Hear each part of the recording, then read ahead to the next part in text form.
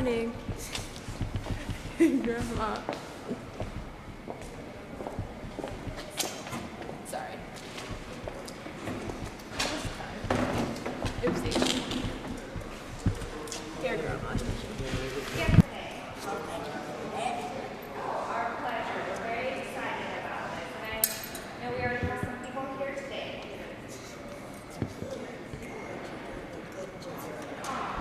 She organized this. This is the woman who organized this happening. Orange juice, anything?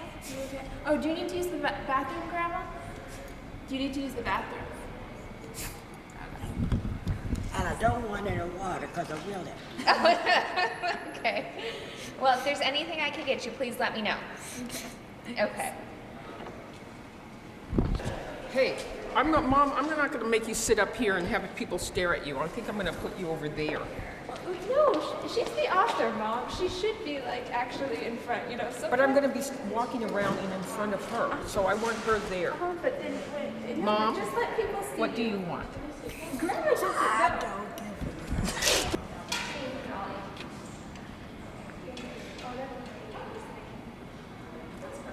Excellent. Yeah, I'll reach things back in.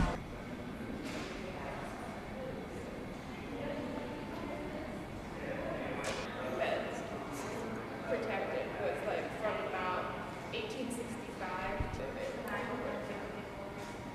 because you know what? I think that young, stupid boys especially are stupid. Killed the dad too. They didn't touch the guy.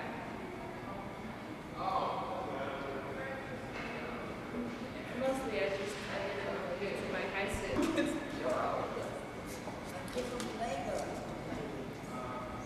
Yes, that'll fool a 16-year-old. Oh, Grandma. Your enthusiasm is amazing.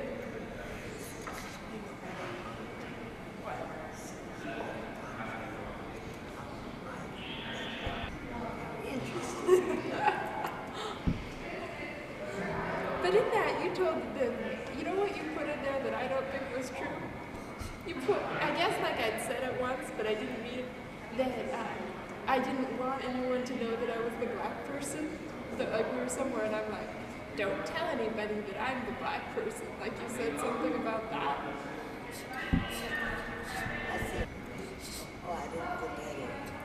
No. And it's happening now that I'm doing this book thing, so that when I like publicly people see me. What you doing? But Mom's been introducing me and stuff, so people are beginning to figure it out and not ask as much. But yeah, no. When we did the Mother's Day, you went to the Mother's Day, where Mom did the Mother's Day sermon. Do you remember?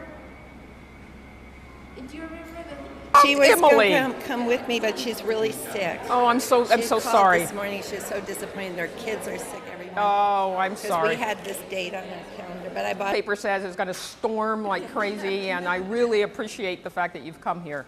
My name is Ginger Rutland. I have not written a book. So I am here to talk about a book.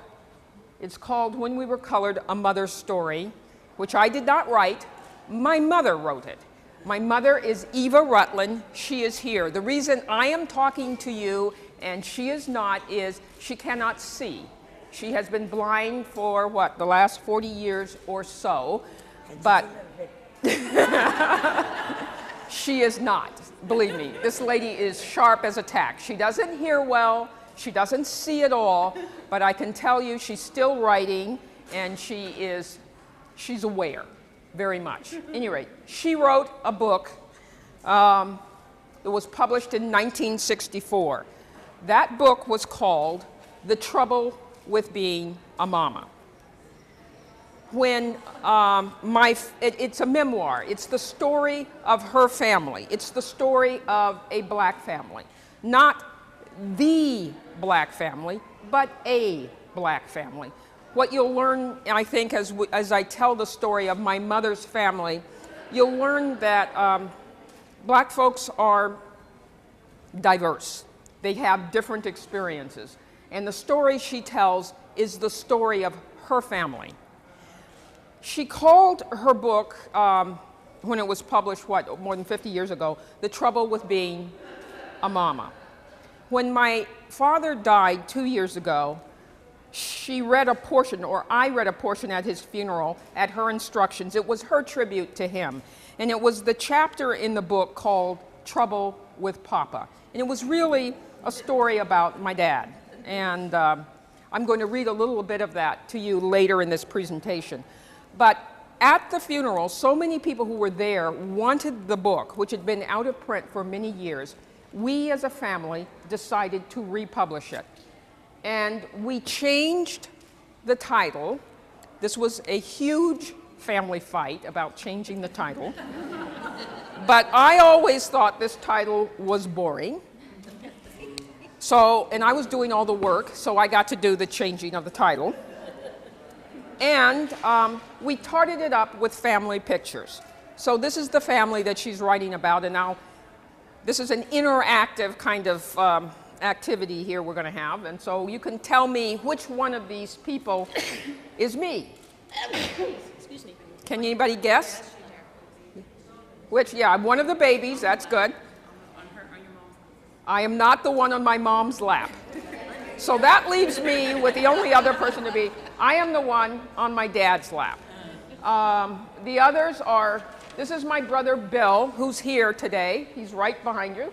Say hello, Billy. This is my twin sister, Patty Jo, who is not here. This is me. This is my older sister, Elsie, who was supposed to be here, but called me this morning from Oakland and said, well, I think I'll miss the train, so she's not here. But, and this is my mother, who is here with us, and my dad. Anyway, that's the story. So this is a story of my mother's family. We changed, I think when we were colored, a mother's story really sort of, for me, was evocative of the period. We're talking about the 50s, really, and that's what we were called in the 50s. And it's a mother's story. We're going to move to the second slide, and the story of my mother's family really begins with this man. This is my great-grandfather, my mother's grandfather. His name is Isaac Westmoreland. So we named the company after him, Isaac Westmoreland Publishing, book publishers, to republish my mother's book. This is the picture from which we created that logo. This is my great-grandfather. His name was Isaac Westmoreland. I tried to calculate, and I think he must have been 22 when the Civil War was over. So he grew up, he was born a slave, and he grew to manhood in slavery. I'm going to talk about him some more. So I'm going to do just one thing. He established a boot-making business in Atlanta, Georgia, about 6 years after the Civil War. He was fairly prominent citizen at the time. He helped establish the first Congregational church in Atlanta. And now we'll go to his family. He had 11 children, my great-grandfather. These are the 11 children. What I think is remarkable about the children you see in this is that this is the first generation of blacks born outside of slavery. He managed to send 9 of his 11 children who survived to adulthood to college, which I think is fairly remarkable. One of those 9 was my grandmother, my mother's mother. This is she. It's Eva Westmoreland Neal. My mother was obviously named after her. This is a picture of her, a close-up. Eva Westmoreland Neal was my grandmother, and this is her in about the turn of the century. Next picture. This is the college that my grandmother attended and all of her brothers and sisters. It's called Atlanta University. It was one of the first black colleges established for blacks in this country. 2 of the people in this picture, this is the football team at Atlanta University in 1900. You can tell it's 1900 because it has a double aught on football there. 2 of the men in this picture are my mother's uncles. This is her Uncle Ike, and this is her Uncle Julius. Uncle Ike became a dentist, and Uncle Julius became a businessman. He moved to Massachusetts, and my mother tells me, she remembers, he had a beautiful cottage at the seashore. But this is their family, and this was, I want to talk about Atlanta University. It was an interesting place. It was sort of the antithesis of Tuskegee Institute, which had been established by Booker T. Washington. Here, there was an attempt to try to emulate the leading white colleges of the day. So here you were taught classic subjects, Greek and Latin and so on and so forth. And W.E.B. Du Bois, who was the great black sociologist, one of the founders of the NAACP, actually taught at Atlanta University, and he was a teacher of my grandparents, and he was still at Atlanta University when my parents went to Spelman and Morehouse, which is near the part of the Atlanta University complex. But anyway, this is Atlanta University, the turn of the century, and we're going to move on. This is my grandmother when I knew her, and I only include this picture because I have her brooch. See? Isn't that cool? I think that's really cool. So anyway, and I have two sisters, and I got it. Hey. Anyway, this is my grandmother when I knew her, and let's move on. This is her degree from Atlanta University from 1900. She was a school teacher, by the way. This is my grandfather, my mother's father. His name was Samuel Neal, and he was a pharmacist. He got his pharmacy license in Atlanta in about 1906.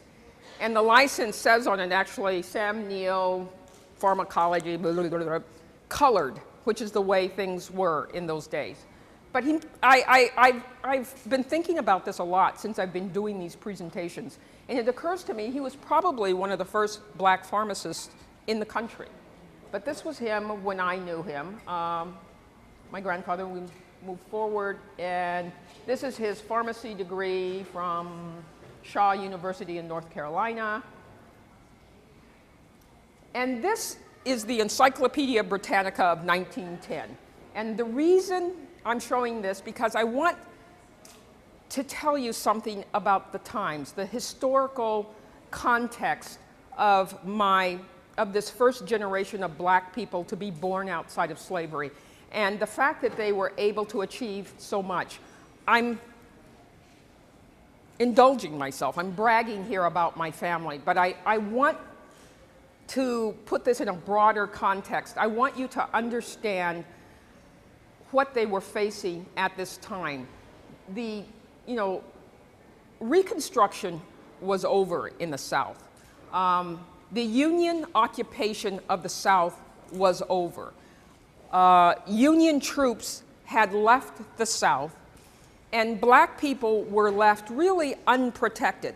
So during this period in which my grandparents were going to college and establishing businesses and going about raising their families, they really had no legal protections, they had no real civil rights, they had no political rights. And so it's important to understand that, given what they were able to do, given the discrimination that existed at that time.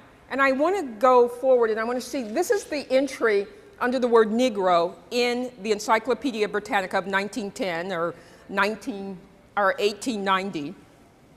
What it says is, mentally the Negro is inferior to the white.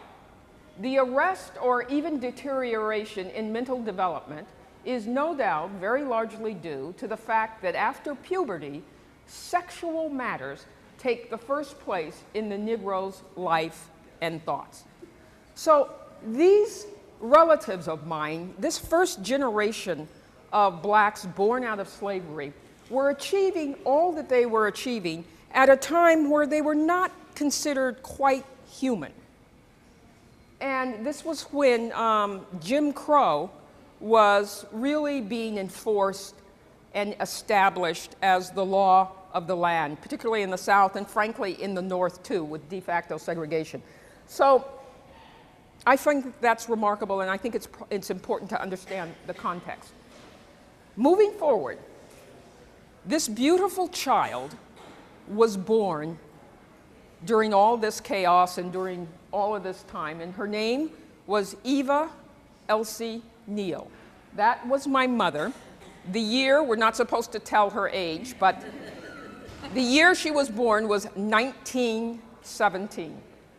And she was the only daughter of a school teacher mother and a pharmacist father, and she was not spoiled. She tells me she had to work really hard as a child, but she was adored, and she was protected, and she was loved, even within the segregated South, where she lacked so many rights and so many privileges of the white people at that time. She was loved, she was protected, she was cherished. Next picture. Woo! That one's upside down. Can we turn it around?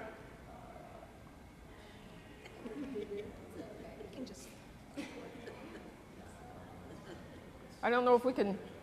You can't do it. Gee, I'm really sorry. Just turn to the. I hope we got any more of that. There's usually a sense where you can turn it around. Hold on. I'm going to see if I can fix it. Go back to the. No. Exit out of it? No.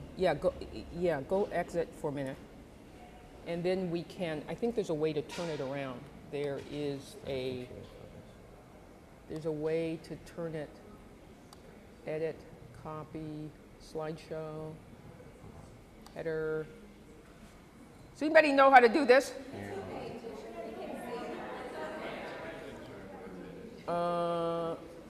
Is there a way to turn it around? All right, everybody says don't worry about it, move on. I just want to turn it around. I'm hoping we don't find any more like that. That's the problem. Tools, format. Huh? Okay, right-click the picture, it should have rotate on it, he says. Come here.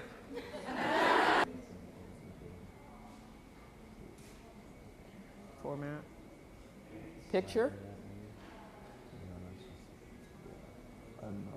Okay. Yeah. All right. What's interesting about this picture, she is right smack dab in the middle. Oops. Go forward.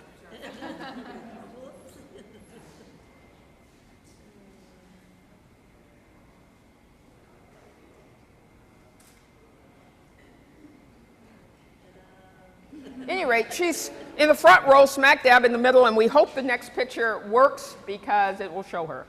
No! We gotta fix it. I'm sorry. That's why I was worried about it. Okay. All right, we'll go forward. Now we're going forward. Let's go. This is my mother at about 12. Wait a minute, we can take it off. Slideshow, view show.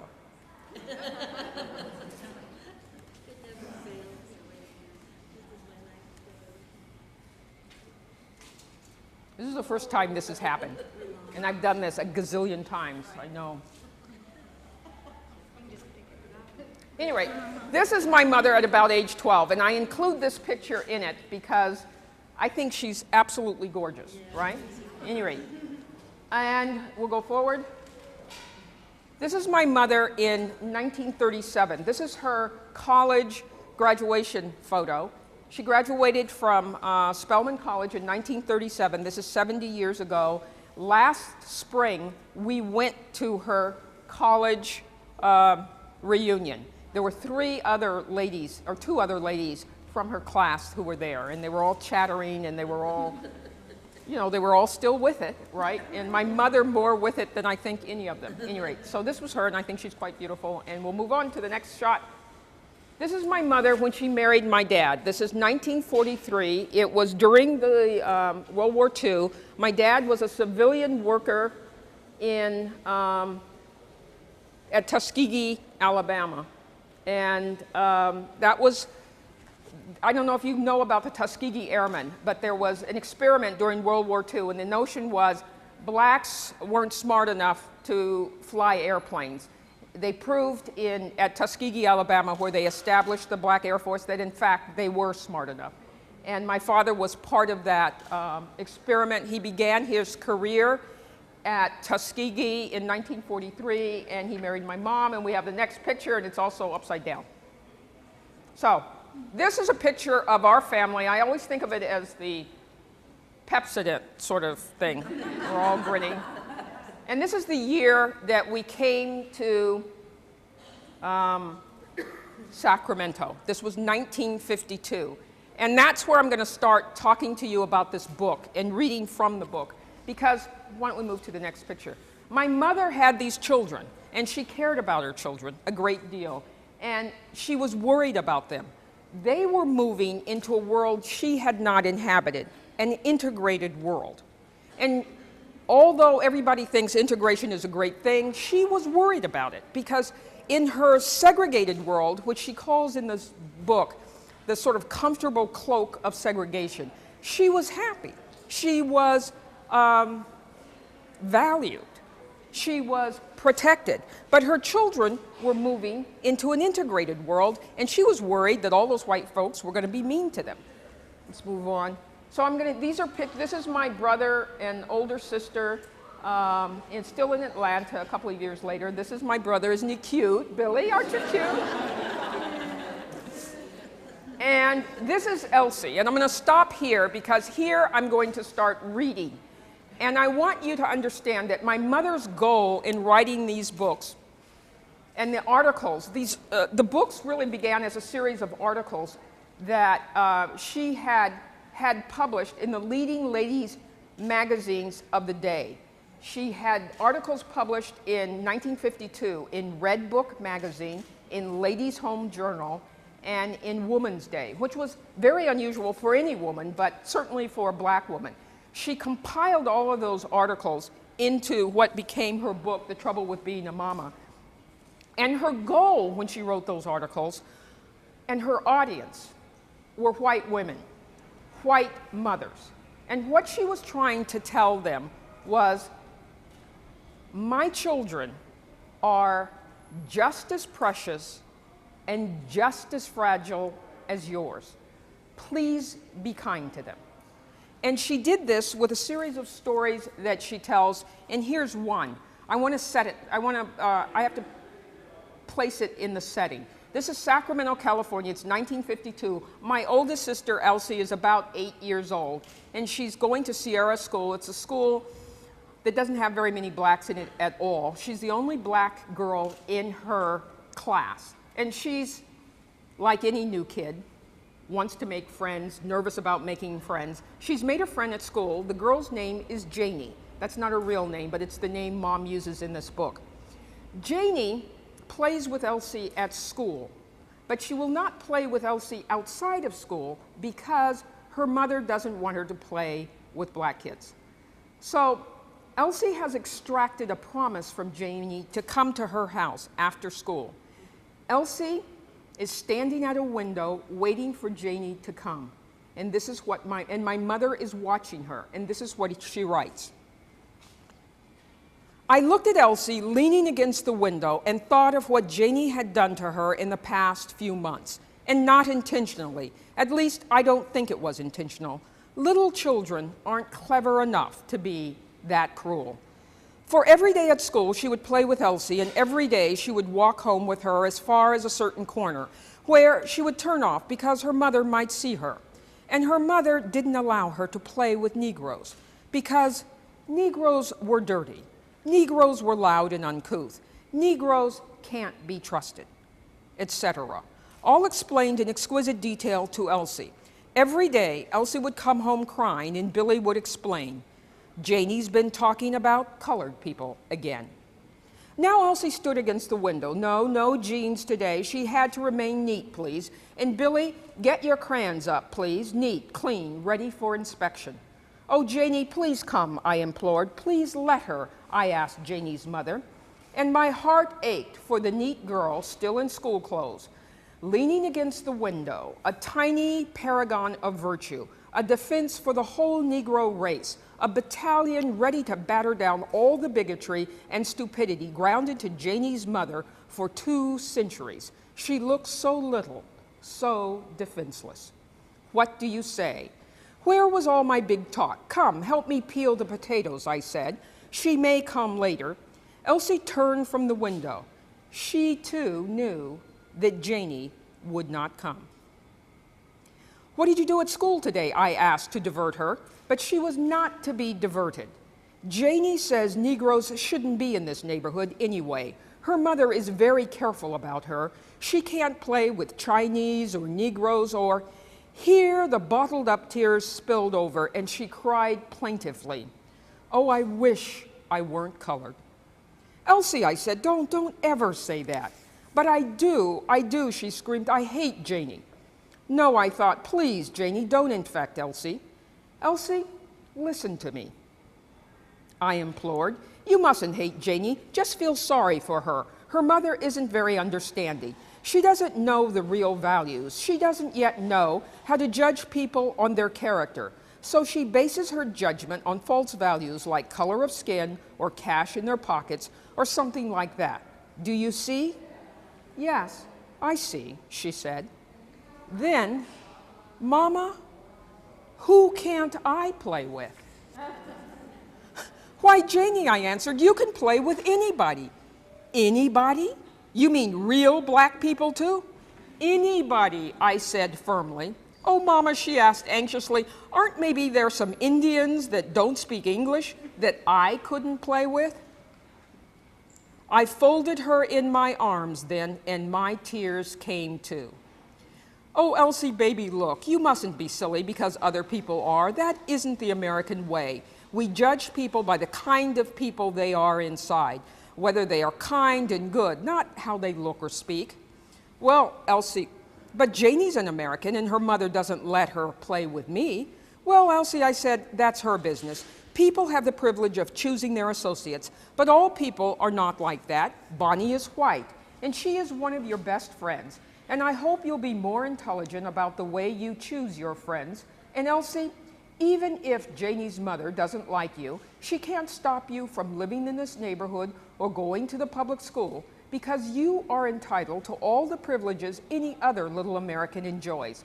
The laws of this country say so, but you'll just have to be patient with people like Janie's mother.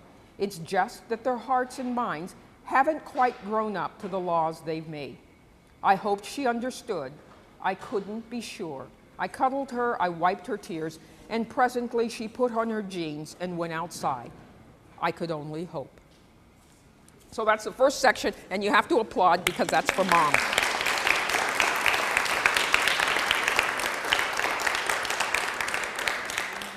What I like about that is that could be any kid. It happens to be a black kid in a situation where she's being mistreated because she's black. But it could be the fat kid, the kid who's awkward, the kid who's ugly, whatever, right? I mean, kids are mean to kids. So I find my mother's ability to touch mothers with that story is huge because everyone's, I think, lived that experience if you had a kid, or if you've been a kid, you've been that kid who's been ostracized. We go to the next picture. Can you guess where my dad is? I think so.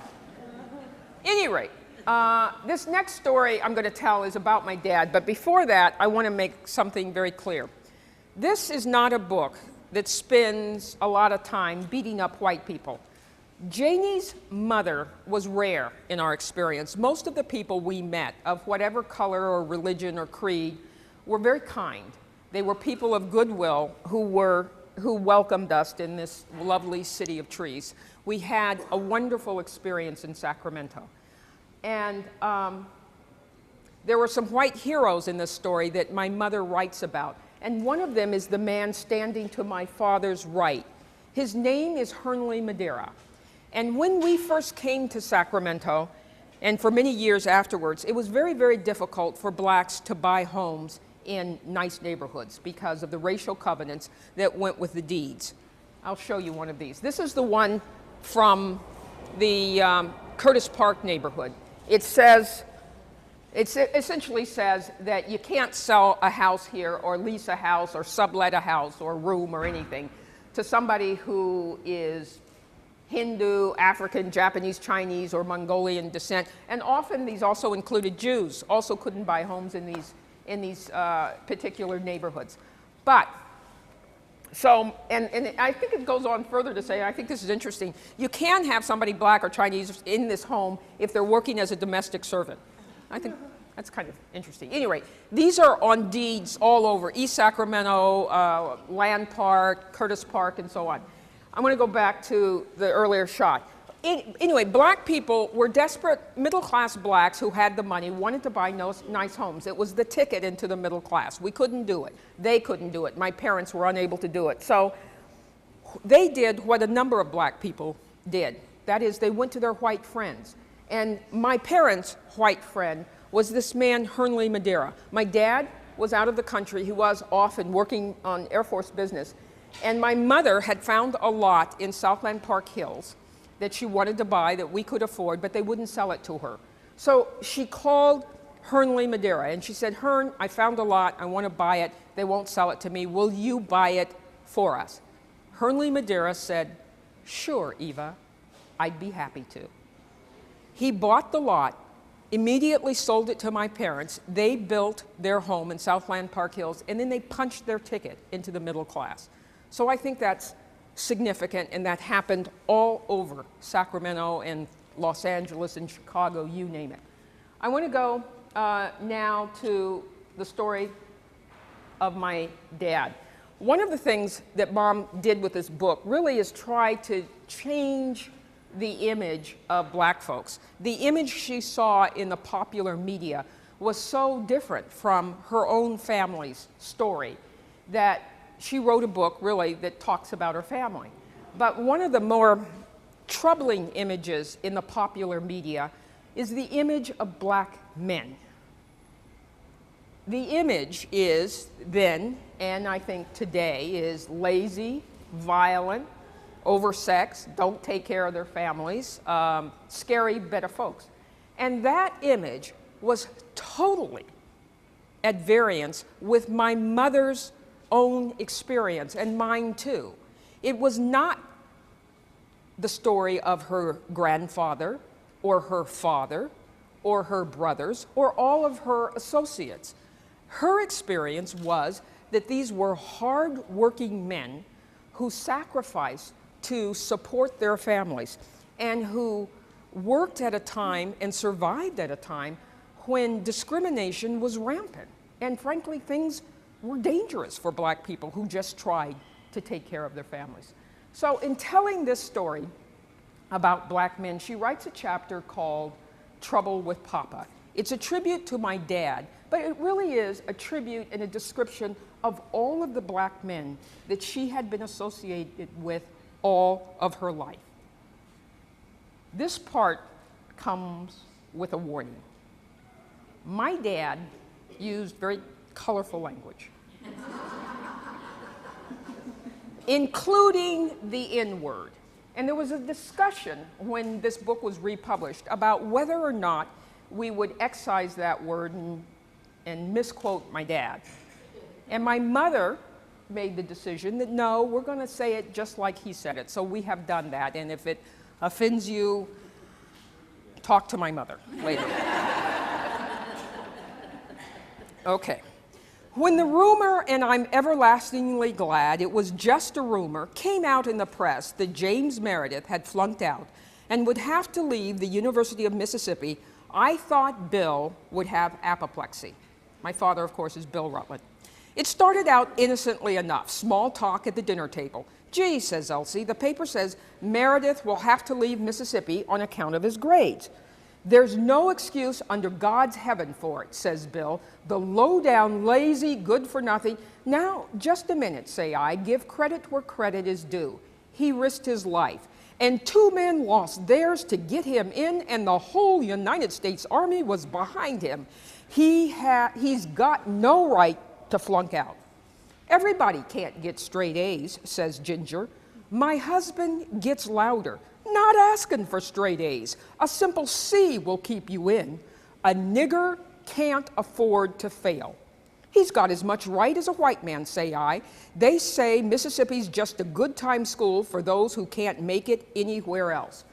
"A nigger's got no right to fail." At this, he jumps up and pounds the table and turns on Billy. "And don't you forget it. If you bring me any more D's, I'll knock your cotton picking." And he doesn't say cotton picking. That. And we quiet down as Papa roars, "And thank you, Mr. Meredith, for not flunking out." Later, he roars privately to me, "Don't you dare plant the idea in my children that it's all right to fail. A nigger's got to be on, a nigger's got to win. He's got to be on top." Then I remember that it is he who is facing the outside world. And I remember that it was not and is not always a charming, glamorous world. I remember the time he sat 2 weeks in a personnel office because the job he had been given through correspondence might not be the one for you, when the real reason was we don't have Negroes in this capacity supervising so many whites. I remember that the situation was saved by a man setting up a new section, a man who so desperately needed a man with Bill's capabilities that color didn't matter. I remember the promotions he didn't get. You know, there's quite a bit of public relations involved. A white man might be better. I remember one time when a buddy whom he had trained got the promotion. It was the buddy who said, "You're the best man. I just got it because I am white." I remember the reservation he didn't get at a government school in Washington, D.C. Some mistake, some mix-up, no room for you.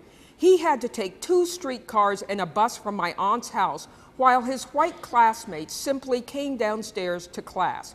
One of them asked, "Hey, aren't you the fellow who's supposed to be my roommate?" Incidentally, this was a school for training in diplomatic relations, how to spread the democratic ideal abroad, with stock answers for questions such as, what about the racial situation in the United States? When this particular question came up in class, my husband, the only Negro, said, "I was asked the same question by a group of women at an airport in Pakistan. They had mistaken me for an Indian, but finding that I was an American Negro on my way home, they were shocked and unbelieving." "You're going back?" they asked. "Yes," I replied. "You're going back there?" they asked incredulously, showing an Indian newspaper with a headline about and a picture of Negro students being arrested in a sit-down strike in Nashville, Tennessee. "Why are you going back?" they asked. "Because it is a real picture," I said, "because despite the inequities, people can sit down or stand up for their rights and for a democratic ideal.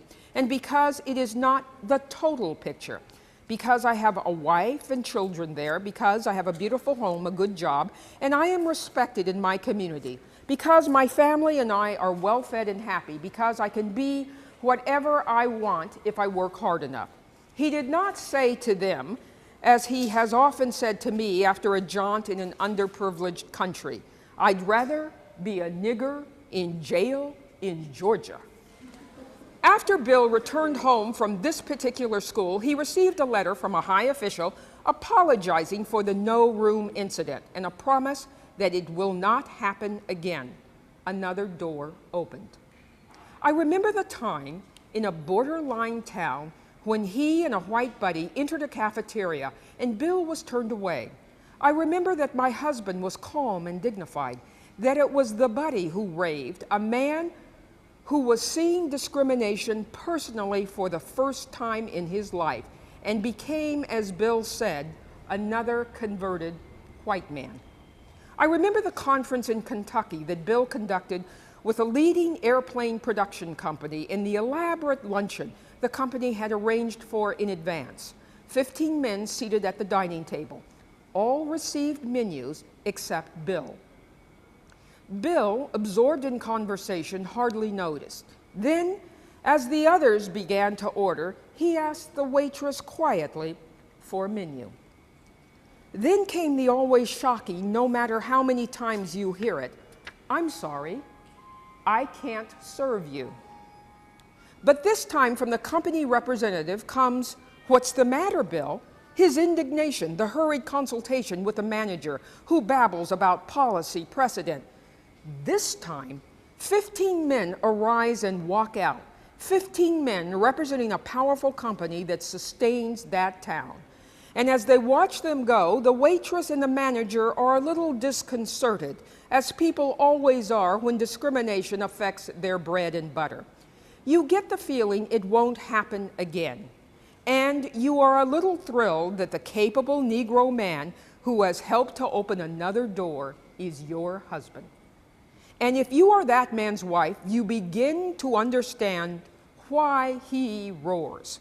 What he is saying to your children, it is, I love you, I want you to be happy, to be respected.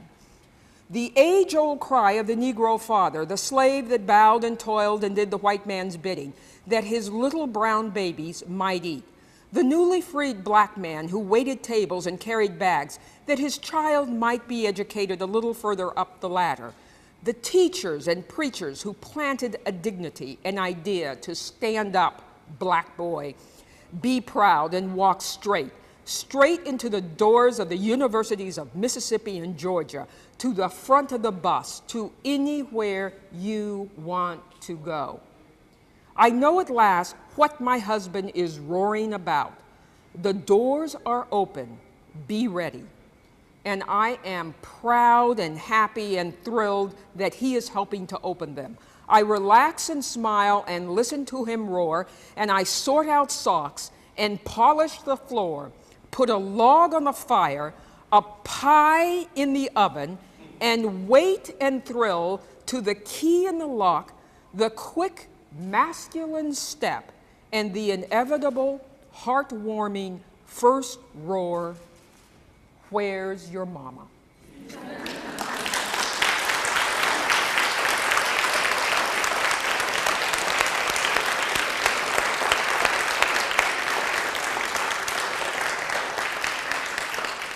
And we go to the last picture. This is all those kids, all grown.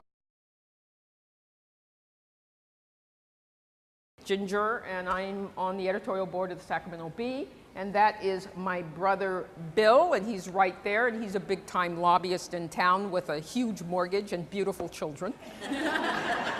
And that is my other sister Elsie, who is retired now. She was a social worker in Alameda County for a gazillion years, and she has a stepdaughter and 4 lovely grandchildren.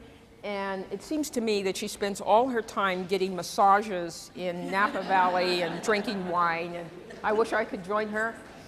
And my mother, of course, is here with us, and my dad died 2 years ago, and I still miss him.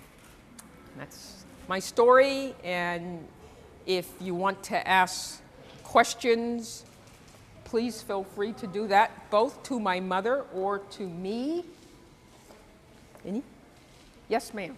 I was wondering, when I was in college, a girl had written a book, Return to Manzanar. Uh-huh. And I was so excited to notice that it's on a list, it's in the educational system now. And it just seems like this book would be so wonderful for... I agree with you. Would you please tell that to the, I don't know, I've been trying to do that myself, but I got a job, and then I got this sort of publishing company that we created to try to publish my mother's books, and she's writing other books, and so it's really, I haven't, but I'm working on it. I'm trying to get it into the educational system. Any teachers here, please put it part of your curriculum. Yes, Eva?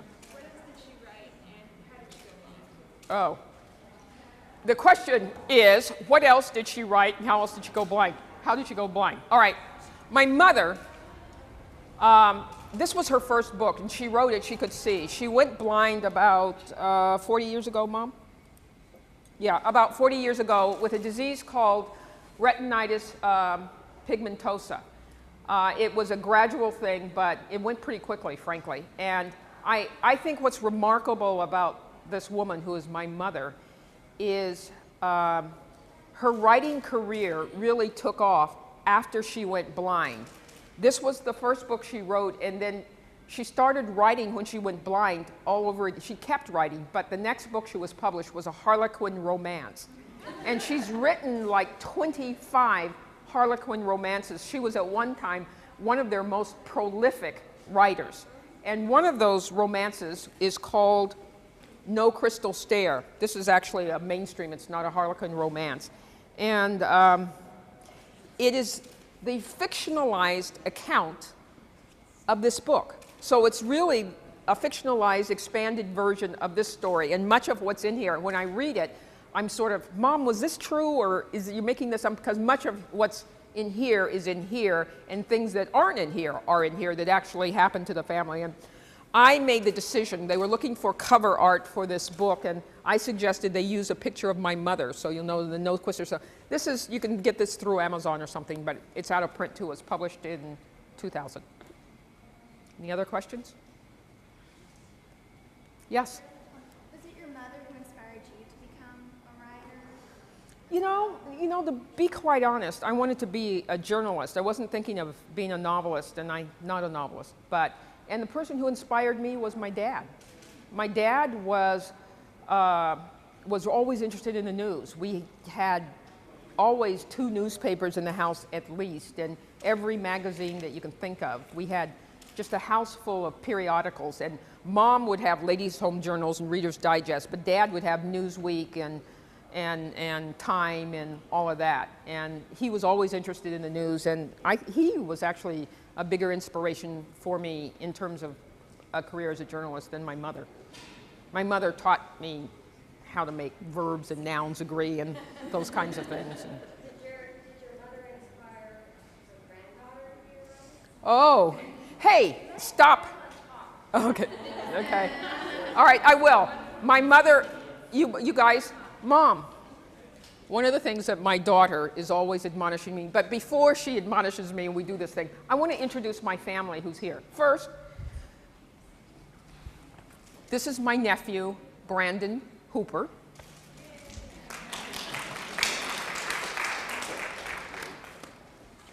This is my daughter, Eva Fields, named after her grandmother. This is my husband, Donald Fields. This is my lovely sister-in-law, Terry Carbaugh. Where is this? Oh, sorry. I'm sorry. I'm getting this. Come on. You know best. Yeah, I walked out of the scene. This is my nephew, Alex Carbaugh Rutland, and this is my niece, Chelsea. I'm sorry, Chelsea Carbaugh Rutland. Come here. Oh, I forgot you, Billy. No, that's all right. Oh, yes, I'm sorry. John, there's Julie. Oh, yes, I'm sorry. And this is Julie Carbaugh, also a niece. I'm sorry. This is a niece, Julie Carbaugh. I forgot. I'm sorry. This is my nephew, John Hooper. And that is my brother, Bill Rutland. So anyway, I want all these people here. And my daughter, who's always at these events, is always telling me I don't let my mother talk, and she's right. My mother is quite amazing, and I'm going to take this off, Mom, so they can a little bit hear what you're saying. So what would you like to tell? You don't have to stand up. What would you like to tell these people? I want to tell them that my granddaughter has just sold an article. Go ahead, Mom. She wants to tell you that my daughter Eva, her granddaughter Eva, has just sold an article to the Christian Science Monitor, and she's all thrilled about that.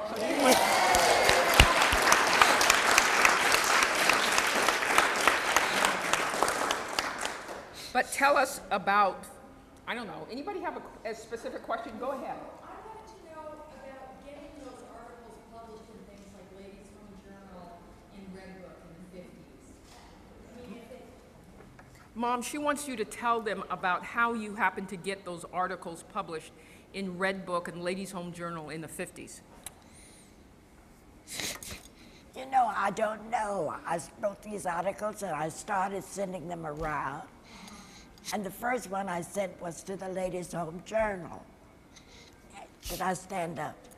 Yeah, you can if you'd like.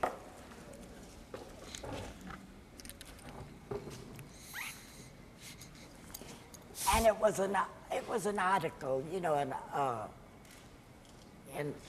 in the magazine. So they said, well, we'll publish it as a letter, and we'll give you $50 just to publish it as a letter.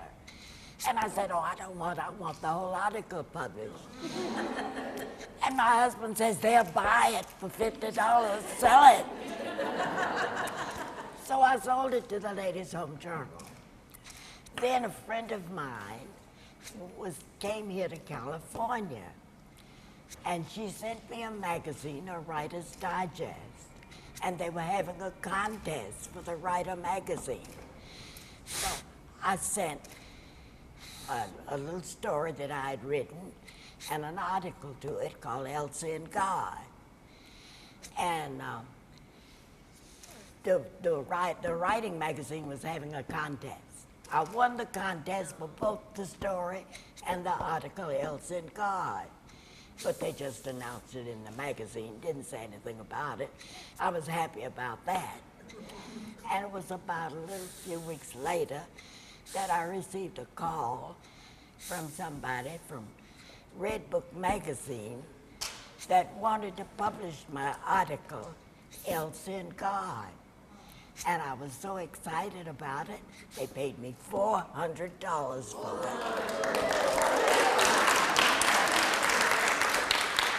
They also sent a photographer down who spent the whole day with us and took pictures of my family and all of the things we were doing. And that was the first article. And I guess that's all you want to know, huh? Are there any other questions? Here, Mom, I think I'm going to have you come here to the front so people might be able to hear you better. And you can lean against the microphone. There. And that way we'll do this and put it there. Okay, go ahead. Any other questions? Go ahead. What would you want our generation of women to know that we should have learned from you guys? She says, did you hear her, Mom? She says, what do you want her generation, she's a little younger than I think, her generation of women to know from the book? I just want you to recognize people as people, no matter how black, red, blue, or yellow they are. And I want you to do what you can to understand where people are coming from and what they are able to do, and to help them as much as you can. Yes. I wondered, first of all, if you sent this book to Michelle Obama. Mom, have we sent the book to Michelle Obama? That's Barack. No. No, I can tell you we haven't, not yet, but I will. It's a good idea. And what her feelings are about the new wave, the new woman and the new man in America today.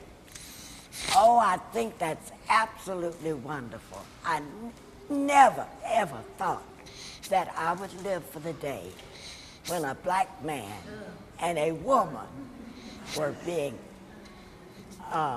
nominated for the President of the United States. And I think it's so wonderful, I don't know which one to vote for.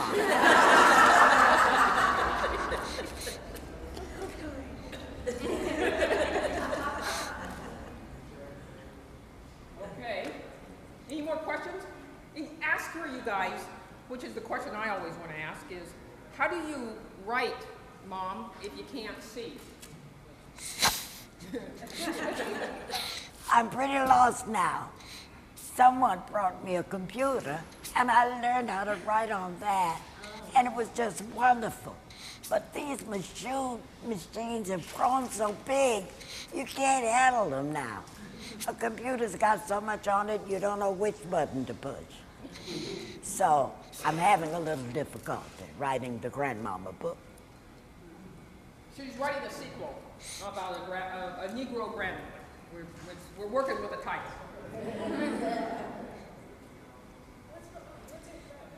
Oh, everybody, yeah, you guys are probably wondering about my mother's tracheotomy tube. What happened?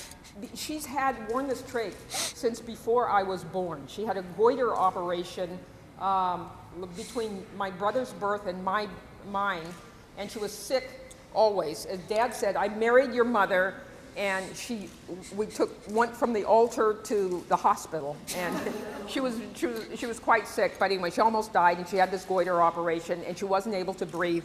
And they told me that I was so sick I wouldn't be able to have this other baby, and they wanted to abort it. And I said, I don't want my baby aborted. And that's why I have Ginger and Patty Joe, my two kids.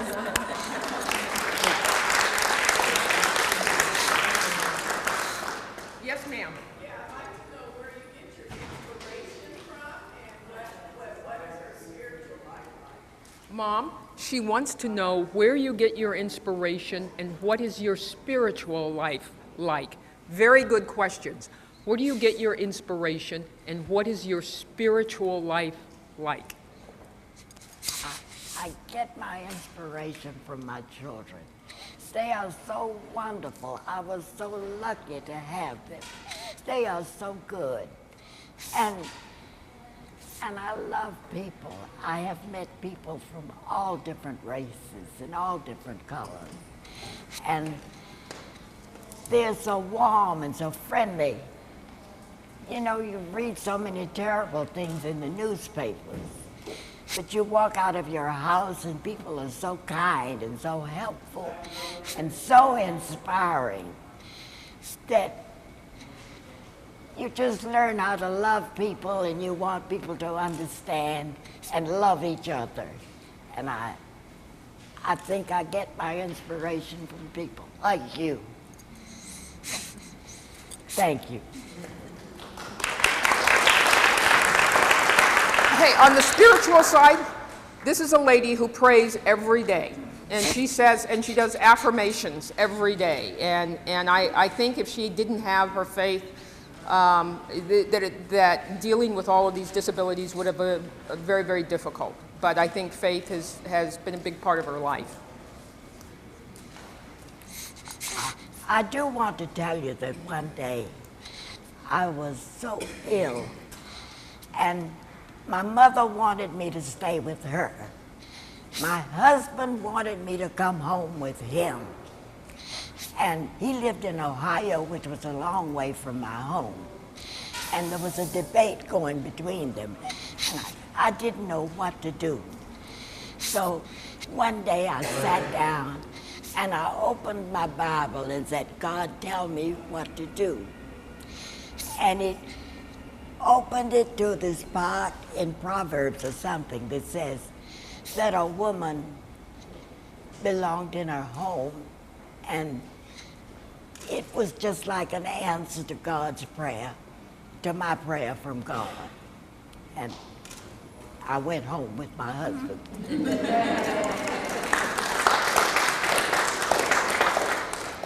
Anything else? You guys, the question you need to ask is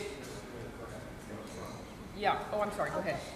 In an NPR interview, you're quoted as saying, I wasn't raised to be a mama, but it seems like you did a really good job. Why did you think that? Mom, she's listened to the NPR interview with you, and you kept saying you weren't raised to be a mother. But she thinks you look like you did a pretty good job. Would you sort of I was just plain lucky.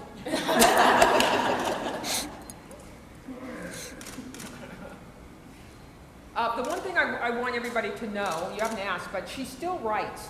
And she is currently working on a sequel to this, which will be a grandmother story.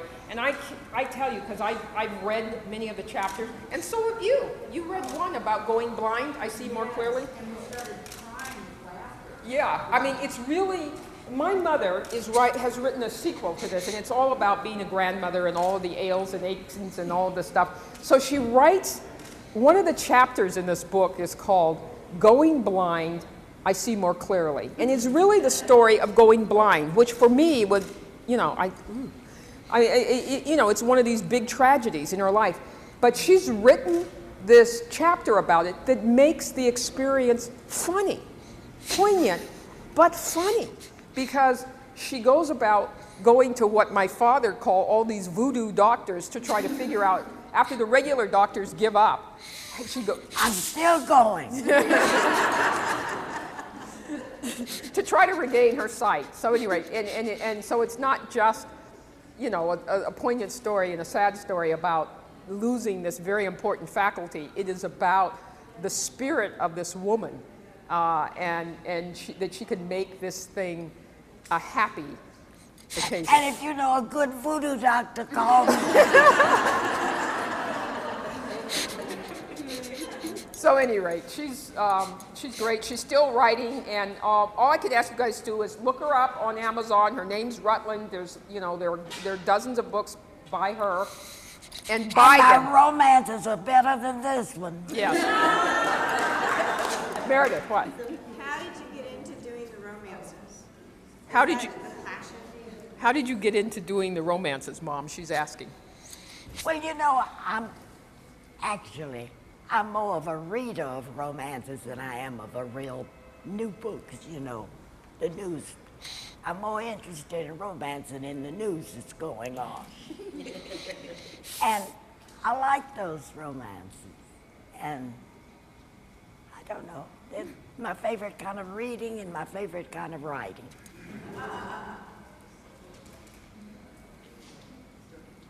Oh, yes? I was just thinking, your writing is from the perspective of a mother and her concerns with children who are African American. And as you were talking about it, I was thinking of growing up in the 50s and my first experience in having playmates who were African American. And I remember I grew up in East Palo Alto, and it was during the blockbusting time.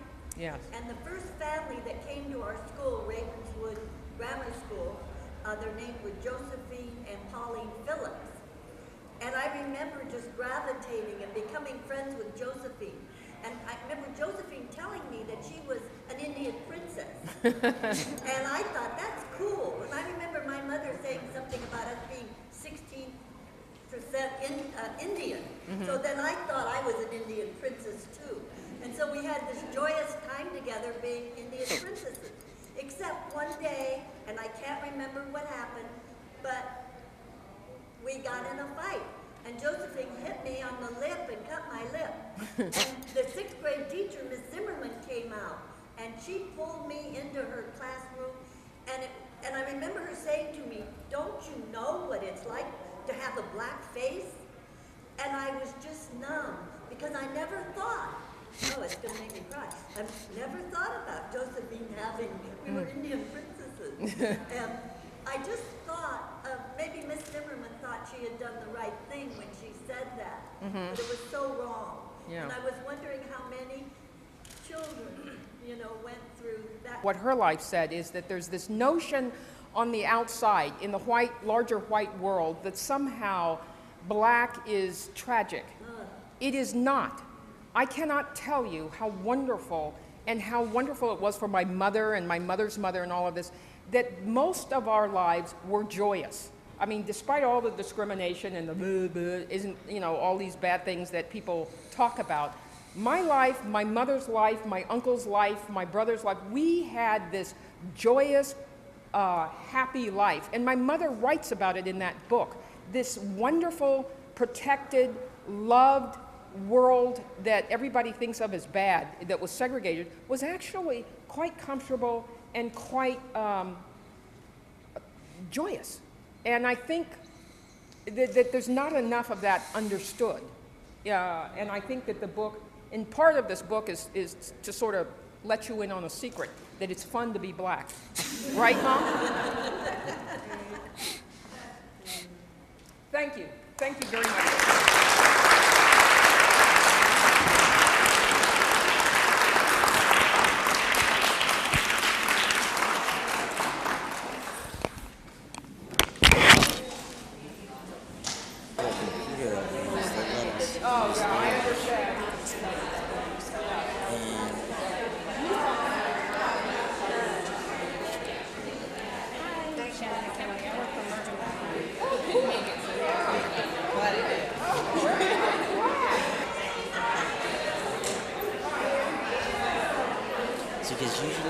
our PowerPoint that just said, yeah, there's a rotation.